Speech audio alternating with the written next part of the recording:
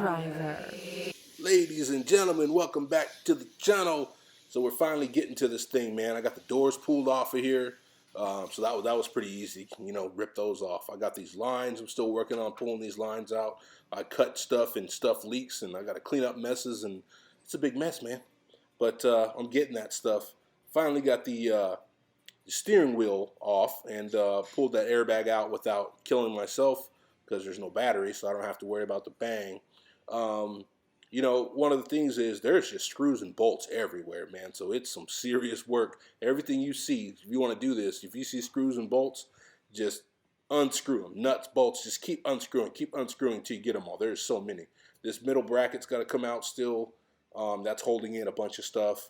Yeah, so this big bar here, this has, you know, a lot of stuff bolted to it, big support bar, and even the steering column is supported by it. So we're gonna have to get that thing out of there. Got the back glass off. That thing just pops out, so that was pretty easy.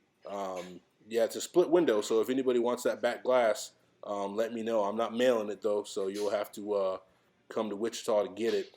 We got the front windshield out, so that's good. I got all of this cooling stuff out too, cooling fan and probably AC condenser or whatever the hell was over there. I ripped all that out, so now that's nice and clean. Still got to deal with this stuff over here and get that middle bracket out. Once I get this little bracket out of here, I'll be able to get this little computer out, undo the shifter, all that stuff, and you know, see if we can get that out of there in one piece. Have fun with that. But really, we're getting down to it, man. We're really hitting it hard, and we're going to get this motor out of here pretty soon, so we won't have to worry about that.